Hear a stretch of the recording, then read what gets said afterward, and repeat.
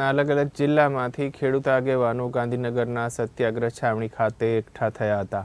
ખેડૂત આગેવાનો દ્વારા વિવિધ માંગો કરવામાં આવી હતી, જેમાં ખેડૂતોની મુખ્ય માંગો અન્વયે કૃષિ નીતિ બનાવી નાણાકીય જોગવાઈ કરો, બળજબરીપૂર્વક વીજ પોલ માટે જમીન સંપાદિત ના કરો, ખેડૂતોના દીકરા અને દીકરીઓને સરકારી ખર્ચે ઉચ્ચ શિક્ષણની વ્યવસ્થા કરવામાં આવે, દેવા મુક્તિ આપો, પાક વીમાના પૂરા નાણાં આપો, ટેકાના ભાવ અપૂરતા છે। વર્ષ 2003 થી 2017 સુધીમાં દેશમાં કુલ 1,92,000 ખેડૂતો અને એમની સાથે કામ કરતા મજૂરોએ આત્મહત્યા કરી છે।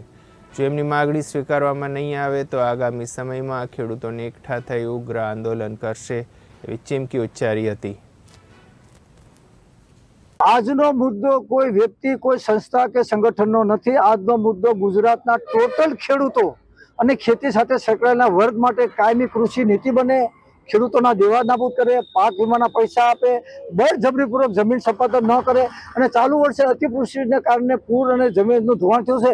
જમીન ધોવાણમાં સરકારી ખર્ચે માટી પુરાણ કરી આપે, સંપૂર્ણ પાક ધિરાણ લોન માફ કરે, પર હેક્ટરે 70,000 રૂપિયાનું વળતર આપે અને દિવાળી પહેલા ટોટલી આ પૈસા ચૂકવી આપે।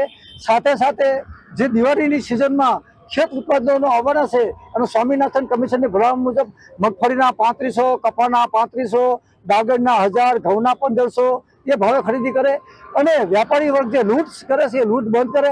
અને સુપ્રીમ કોર્ટના આદેશ મુજબ સરકાર કૃષિ નીતિ, કૃષિ આયોગ અને કૃષિ પાંચ બનાવી ટોટલ બજેટના 50% બજેટની રકમ ગ્રામીણ વિસ્તારમાં ખેડૂતો અને ખેતી સાથે સંકળાયેલા વર્ગ માટે વાપરવામાં આવે એ મુદ્દે આજે મેં મુખ્યમંત્રીશ્રીને અને રાજ્યપાલશ્રીને રજૂઆત કરવા માટે સમગ્ર તમામ જિલ્લાના ખેડૂત આગેવાનો આવ્યા છે।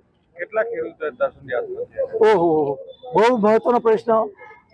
ગુજરાતની અંદર તમે નેશનલ ક્રાઇમ બ્યુરોનો રેકોર્ડ જુઓ, દર વર્ષે કે દર મહિને નેશનલ ક્રાઇમ બ્યુરોની અંદર લગભગ રોજ કે દર મહિને 40 થી 50 ખેડૂતો દેશમાં આત્મહત્યા કરી રહ્યા છે। તમારી માંગ નહીં સ્વીકારાય તો શું કરશો? અમારી માગણી એ મારી, તમારી ને આપના સૌની માગણી છે। માગણી સ્વીકારીમાં નહીં આવે તો ગુજરાતભરના ખેડૂતો, ખેતી સાથે સંકળાયેલા મજૂરો અને પશુધન સાથે સંકળાયેલા લોકો આગામી દિવસોના જે રીતે અમે આંદોલન મર્યાદિત સંખ્યામાં કર્યું છે ત્યારે અમે લોકોને કહીશું, ગાંવ ગાંવ સે ઉઠો, બસ્તી બસ્તી સે ઉઠો, ઇસ દેશ કી सूरत को बदलने के लिए। આંદોલન મારું તમારું નથી, આ આંદોલન મારું તમારું આપણા સૌનું છે। તો ગુજરાતના તમામ ખેડૂતો, ખેતી સાથે સંકળાયેલો ટોટલ વર્ગ, જેટલા ગાંધીનગરમાં લીમડા છે, એક એક લીમડે એક એક યુવાન ઉભો રહે છે અને કહે છે બળજબરીપૂર્વક જમીન સંપાદન ન કરો, ખેડૂતોના દીકરા દીકરીઓને સરકારી ખર્ચે શિક્ષણ આપો, મેં 4 ગણું કરીને નોકરી આપો।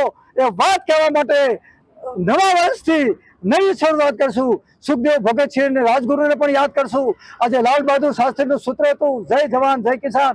મહાત્મા ગાંધી કહેતા હતા, સત્ય અહિંસા ચોરી ન કરવી, વણ જોતું ન કરવું। તો આ ચોરી કરી અને જેને નાણાં ભેગા કર્યા છે એ નાણાંની પણ સરકાર એ નાણાં પાછા લઈ લે અને ખેડૂતોના સરખા ભાગે વ્યાજની કરી આપે। એ માંગ જ્યાં સુધી સૂરજ અને ચાંદ રહેશે ત્યાં સુધી અમારી માંગ રહેશે। અમને કોઈ ખરીદવા વાળો નથી, અમને કોઈ ફોડવા વાળો નથી, અમને કોઈ પક્ષવાળો બોલાવવા વાળો નથી।